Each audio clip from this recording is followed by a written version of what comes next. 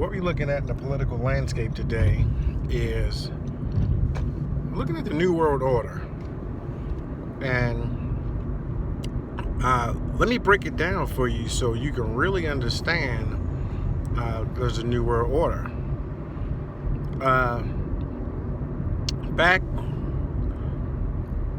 over 100 years ago, it was a case made that in order to get control of the minds of society, you have to control the media, you have to control academia, and you have to control the entertainment industry. Once you control these things, then you pretty much control the minds of the masses. You control how a great number of people think. And it would just be a matter of time,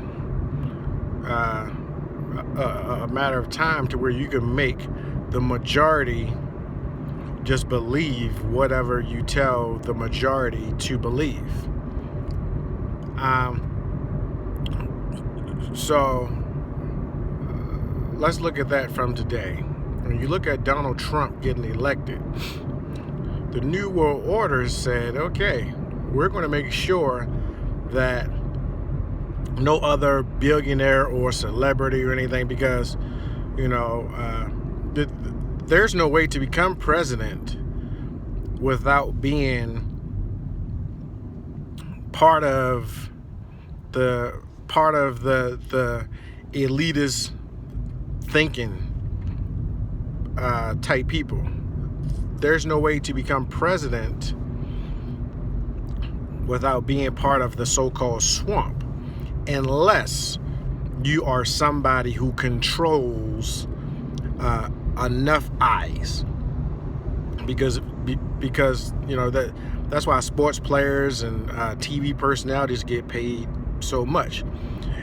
It's the control of eyes, people who are willing to watch you or pay for you to do something, that determines your value. And so Donald Trump was one of those was one of those people, and there's not very many of them who could pull off what he pulled off, because you have to have the control of eyes, but then you have to campaign and everything in order to get elected. And Donald Trump did a fantastic job at that. Even some of the people who was advising him advised against some of the things he was doing during the campaign, which was probably people that are was swamp creatures, or the Illuminati, or New World Order, or whatever you want to call them. But look at it like this. Okay, Donald Trump won, and he was going against not only Hillary, but the New World Order in itself. He was going against Bush, who was supposed to have been the leading candidate on the Republican side. He was going against Bush, so he was going against the New World Order all the way around. Most of the people who was in the Republican field was the New World Order. Now, I don't know about all of them, but if you look at Bush, Kasich, Marco Rubio, which is a guy who is probably new to the New World Order, but you can tell by listening to him, and you hear his intelligence when he speaks and how quick-witted he is. He ended up being a part of the Gang of Eight, which was directly anti-American, to be a part of the Gang of Eight and try to have a quote unquote amnesty. And so maybe when he first came into the Senate, he wasn't part of the New World Order, but somebody came to him and spoke with him and had him join up, so to speak. And the thing you have to realize about the New World Order also is it's not always someone who comes in and invites you to join. Sometimes some of your advisors may be New World Order, or your advisors, your predecessors could be New World Order. And when they're advising you a certain way, you may or may not be a part of the New World Order, but you're being guided by people who are in the New World Order. Okay, so let's get back to Trump in the election. So he's going against people who could be controlled, or people who are a part of this New World Order. And he runs and wins. Now, Obama, who is also a part, and I have to make a whole nother video about Obama, because since his birth and his mentorship from Frank Marshall Davis, who was a member of the Communist Party USA, and his code name was the Church for the Communist Party USA. He mentored Obama from when Obama was 10 or 11 years old. And so Obama himself, if you look at him, if you ever watch Obama, you can see that he is more of an expert salesman than anything else. This guy's an expert salesman, and the way he delivers with the proper tonality, he delivers with the proper body language, the proper pauses in speech. He delivers expertly. But if you ever hear him speak and he doesn't have a teleprompter, or he's not told exactly what to say, you can see how it all kind of goes to hell. All right, so with Obama says that he was a pothead and everything else, and he was a pothead, and he did drugs and who knows what else, and he didn't go to school much, but somehow or another he got into Columbia University, and then he ended up getting into Harvard and became the head of Harvard's law review. And to my understanding, he's the only head of Harvard Law Review that has never had something published while he was the head of Harvard Law Review. And so how did he get into Columbia? If you're a pothead and you don't go to school, how is it possible for you to get in somewhere like Columbia University? And then after that, how is it possible to get into Harvard? And Frank Marshall Davis was his mentor. And now fast forward to his political career. When Obama won his seat in the state Senate, he was going against a guy, and they were kind of neck and neck. And as a matter of fact, I think Obama was behind in the polling. And the guy had a divorce that was sealed in California. So he had a divorce, and the judge sealed the details of the divorce. Now, this guy is a state senator, and he has a divorce that has been sealed.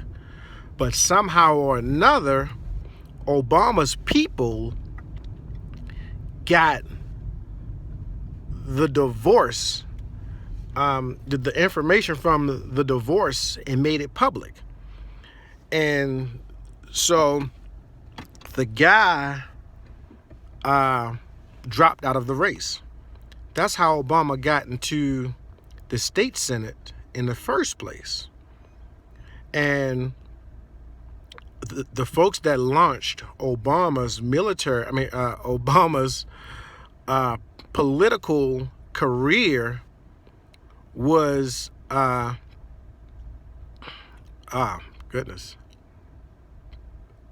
I can't remember the guy's name now, but he was arrested and convicted of domestic terrorism. Bill Ayers launched Obama's political career. So you have a domestic terrorist who is now a professor at a university, which is a whole nother story, because that would get into the universities and the leftist, statist, Marxist, communist leanings of most university officials. And that could be professors, that could be heads of departments, that could be presidents of the universities. And so that's just a little bit about Obama. Okay, so let's go back to Trump in the election. So Trump, for some reason or another, Obama, New World Order, decides to, the one person that they knew wasn't a member of the New World Order, and they wasn't sure if they could control or not, was Trump. So therefore, the investigation, the Russia investigation. All right, so what better country than Russia to use for this entire witch hunt? Normally what the New World Order will do, or the deep state, normally what they'll do is they will commit crimes, I'll say in my opinion, they will commit crimes, and then they will accuse you of what they're doing. That way no one can ever come back and say, hey, this is what they're doing. They're trying to convince you that I'm doing this because they are doing it. And when someone controls academia, and when they control the media, and when they control entertainment, how difficult is it for someone to come back and say, hey, they're doing what they accused me of? Because you're hearing the lies from all different directions. And so Hillary had a hand in selling 20% of our uranium to Russia. She had to sign off, or somebody real high up in her office had to sign off on Vladimir Putin being able to control 20% of America's uranium. Now, during the time she was Secretary of State, Hillary Clinton received hundreds of millions of dollars from donors in Russia. The Bill and Hillary Clinton Foundation received hundreds of millions of dollars. Now, also, they received quite a few millions of dollars from the people who were in control of the purchase of uranium-1. Okay, so this is Russia and Hillary in the State Department, and of course Obama is the president, so of course he knew about the entire thing that was going on. So the best connections to Russia and collusion would be Hillary Clinton. That's one aspect. John Brennan, Obama made John Brennan the head of the CIA. Well, John Brennan admitted to voting for Gus Hall, who was a member of the Communist, but not a member, he was the president of the Communist Party from, I believe it was 1959 to 2000, to his death. He ran for president 1976, 1980, and he ran 2 other times for president. And so John Brennan admitted to voting for this head of the Communist Party. And so if you are, so if you vote for a communist and you know this person is a communist, you know this person is the head of the Communist Party, and you vote for this person to be president of the United States, what are you? You're not a member of the Illuminati or the deep state or the New World Order? Yes, you are. Eric Holder represented a lot of the terrorists in Guantanamo Bay. His law firm represented a lot of the terrorists in Guantanamo Bay before he became Attorney General. So think about this. Obama picks Holder to be the head of the Justice Department. He picked Brennan to be the head of the CIA. He picks Comey. Comey came in after Mueller to be head of the FBI. Comey is on record saying how much he loves Obama. Okay? So Comey is a different story. Mueller was the head of the FBI before Comey. Mueller already he was the head of the FBI when America sold 20% of the uranium, or Hillary Clinton had a hand in selling 20% of the uranium to Russia. Mueller was the head of the FBI. So Mueller knew what was going on, and that's something that should have been stopped. That's a national security risk. Selling 20% of your uranium to the Russians. And remember also, Hillary got hundreds of millions of dollars from these people who purchased uranium-1 in contributions to the Bill and Hillary Clinton Foundation. Okay? So the whole Russian narrative was a setup of the New World Order.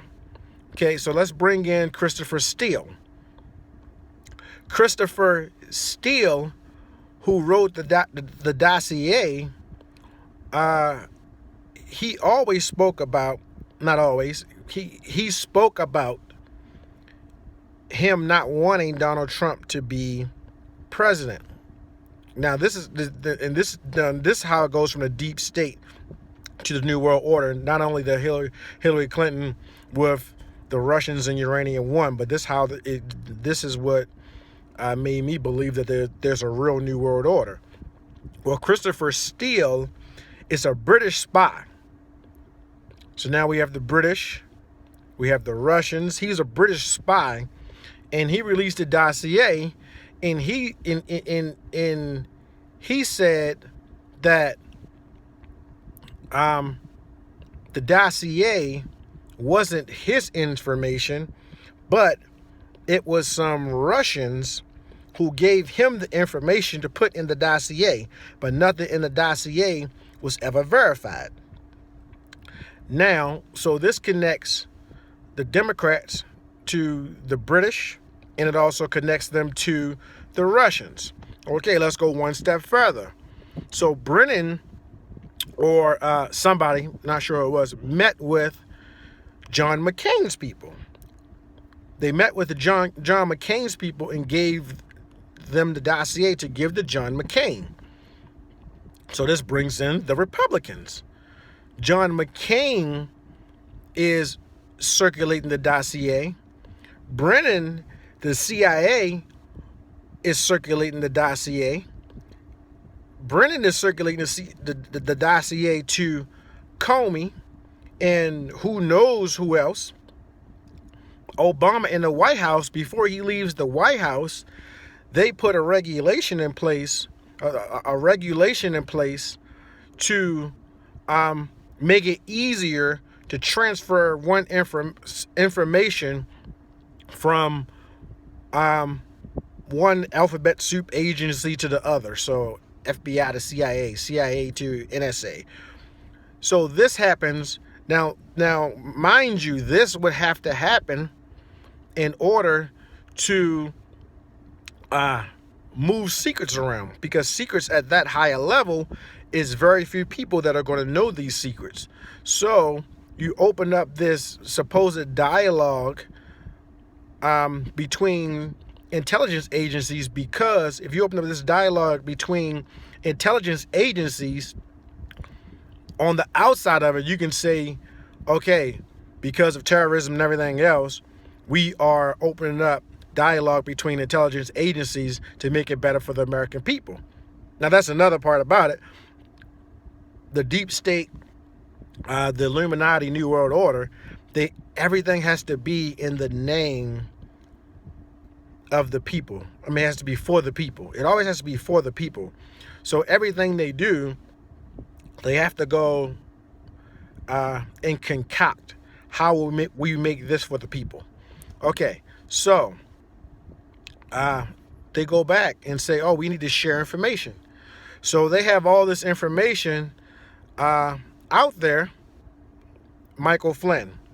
How did someone hear Michael Flynn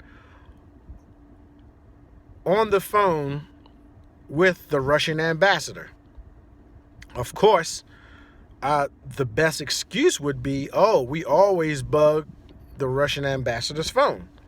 But follow me on this. What if the Russian ambassador recorded the call? What if he was the one? What if he was the one that recorded the call? What if that was the entire setup? Was to get on the phone with Flynn, record the call, so if need be, can be used later on against Trump. Okay? The young lady, the Russian attorney that met with Donald Trump Jr. at Trump Towers, she met with Fusion GPS before the meeting and after the meeting. Okay, so this brings in Fusion GPS. Fusion GPS, Hillary Clinton campaign was laundering money through a law firm, giving it to Fusion GPS to pay Christopher Steele in order to create the dossier. Okay? So let me say that again. Hillary Clinton's campaign laundered money through a law firm. Don't have that law firm's name at the top of my head right now. But laundered money through a law firm. The law firm paid Fusion GPS. Fusion GPS paid Christopher Steele to create a fake dossier. The fake dossier goes to John McCain, John Brennan, Comey, and a lot of other people. So when Trump becomes president, he meets with Comey. Comey tells him about the dossier and tries to use it as blackmail. Okay? he wants to stay the head of the FBI. And who knows what else the conversation was about. That's something we're not privy to. So also you look at the Trump campaign. Not campaign, Trump himself. Trump, there's people who are listening to different conversations he's having with head of states. How is that even possible? Who is in the room when he's talking to these heads of states that are releasing this information? Okay. Now, this switches over to the media. Okay, if you look at the media, a lot of these people in the media are Democrat operatives. George Stephanopoulos is one of the main ones. George Stephanopoulos actually worked for Bill and Hillary. He worked for Bill and Hillary. He was one of their political hitmen. Okay, so now he's on news. If you look at a lot of these different connections between the news and the Democratic Party and the deep state, you'll see how many different connections there are. The guy who made Obama the Man of the Year on Time Magazine, quit Time Magazine and became a member of Obama's, Obama hired him. He became a member of Obama's staff. And see, there's so many different connections. I can't go through all of them in this video, but that's just a few of the connections. And you see how all these different things connect together. And even recently, Trump's lawyer, Cohen was raided. So his offices were raided.